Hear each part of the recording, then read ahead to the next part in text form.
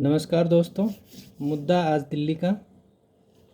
दिल्ली में सत्ता परिवर्तन हो गया है और दिल्ली के मुख्यमंत्री अरविंद केजरीवाल अब पूर्व सीएम हो गए हैं। उनकी जगह उन्हीं की मंत्री आतिशी ने ले ली है, जो इस समय सर्वाधिक मंत्रालय संभाल रही थी। आतिशी वही चेहरा है, जब अरविंद केजरीवाल बाहर नहीं थे तो सबसे ज़्यादा उन्होंने आम आदमी पार्टी व सरकार को संभाला था। ये इस बात का फ़ायदा उनको मिला। वो आम आदमी पार्टी की बात मंचों पर रख रही थी और ये बात सबको विदित है कि इस बात का फ़ायदा आतिशी को मिला। ऐसे में कुछ सवाल उठते हैं कि क्या अरविंद केजरीवाल ने यह इस्तीफ़ा बहुत आसानी से दे दिया है? क्या यह इस्तीफ़ा एक ईमानदारी के तहत दिया गया है? इसका दिल्ली में क्या असर होगा और इसका भाजपा पर क्या असर होगा? ये सब प्रश्न आज सबके मन में हैं। तो सबसे पहले ये जान लीजिए कि अरविंद केजरीवाल ने बहुत आसानी से, अपने मन से, स्वेच्छा से यह त्यागपत्र नहीं दिया है। ये त्यागपत्र देना उनकी मजबूरी थी। इसमें कोई उनकी कोई स्वेच्छा नहीं है। उन्होंने मन से यह इस्तीफ़ा नहीं दिया है।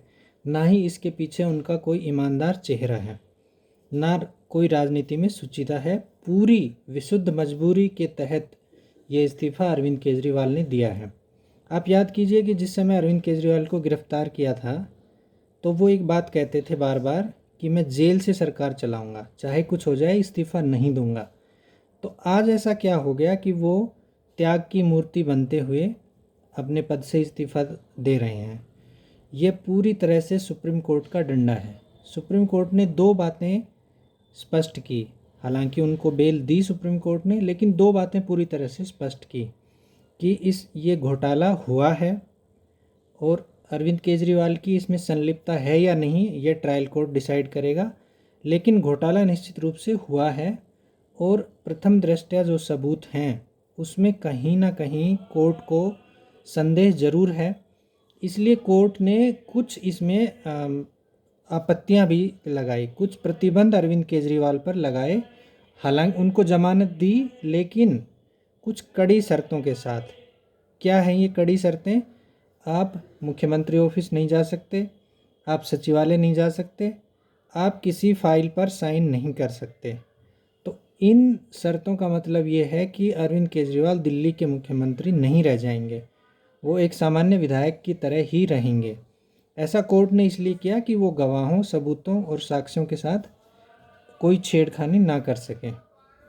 तो ऐसा सीएम, इससे दो बातें स्पष्ट हो जाती। एक तो वो मुख्यमंत्री के पद पर रहते कुछ काम नहीं कर पाते, कोई निर्णय नहीं ले पाते, और दूसरा जो उन पर संलिप्तता के जो आरोप थे वो कहीं ना कहीं लगे रहते। तो इन दोनों चीज़ों से बचने के लिए उन्होंने इस्तीफ़ा दिया और ये एक संदेश देने की कोशिश की कि वो बहुत त्याग कर रहे हैं और पद का लोभ उनको नहीं है।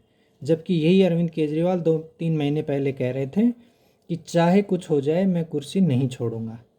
तो ये जो ईमानदारी की जड़ों पर चोट है, ये जो उनकी जो राजनीति को बदल देने की कवायद करते थे उसकी जड़ों में जो चोट है, ये आम आदमी पार्टी के लिए बहुत घातक साबित होने वाली है आने वाले समय में। दूसरा, अब सवाल ये उठता है कि भाजपा जो इस समय बड़ी विपक्षी पार्टी है वो क्या करे। भाजपा ने ये मुद्दा बखूबी उठाया, जनता के बीच लेकर गए, लेकिन फिर भी अभी भाजपा कहीं ना कहीं कमज़ोर पिच पर खेल रही है। भाजपा को लोगों को ये बताना चाहिए इस समय कि वो इस घोटाले में कहीं ना कहीं संलिप्त हैं, इसीलिए उन्होंने इस्तीफ़ा दिया है। और जो वो ईमानदार होने का जो एक ढोंग रचते हैं वो कहीं ना कहीं दावा खोखला है। तो भाजपा इस नैरेटिव को जनता के सामने अभी ठीक से नहीं रख पा रही है, ये स्पष्ट मेरा मानना है।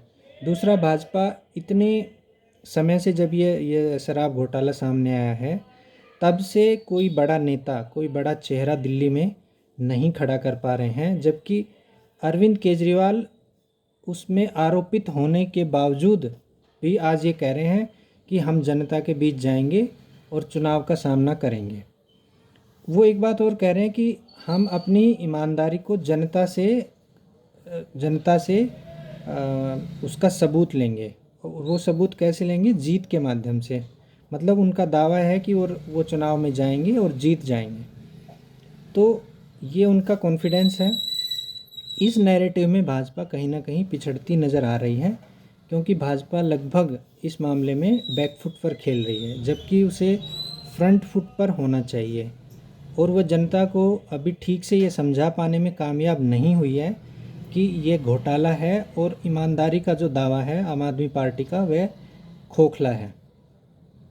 एक और इसमें अहम बात है कि आम आदमी पार्टी बार बार ये मांग कर रही है कि चुनाव जल्दी करा दिए जाएं, नवंबर तक चुनाव करा दिए जाएं, जबकि दिल्ली में सरकार का वर्तमान कार्यकाल फरवरी तक है, फरवरी 2024 तक।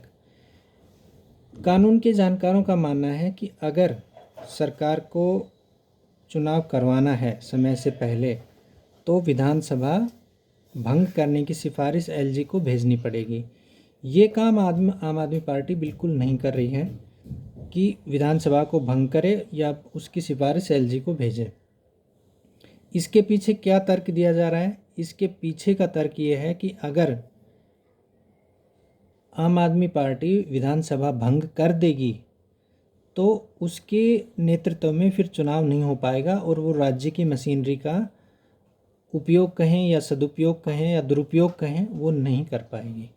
इस बात का डर आम आदमी पार्टी को है, इसलिए वो सिर्फ मंच पर ये कहते हैं कि चुनाव जल्दी होना चाहिए, लेकिन विधानसभा को भंग नहीं कर रहे हैं।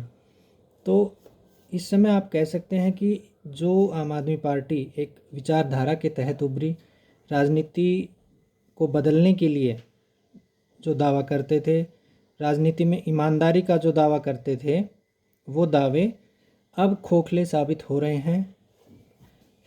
पकड़े भी किस घोटाले में गए हैं, वह है शराब घोटाला। कोई राजनीतिक आंदोलन ये सब नहीं है, विशुद्ध भ्रष्टाचार का मामला है, जिसमें आम आदमी पार्टी, उसके बड़े नेता अरविंद केजरीवाल, मनीष सिसोदिया, उनके जो अन्य स्टाफ मेंबर हैं, वो भी इसमें संलिप्त पाए गए हैं। तो अभी फ़िलहाल अरविंद केजरीवाल ने इस्तीफ़ा दे दिया है, आतिशी उनकी जगह मुख्यमंत्री बन चुकी हैं।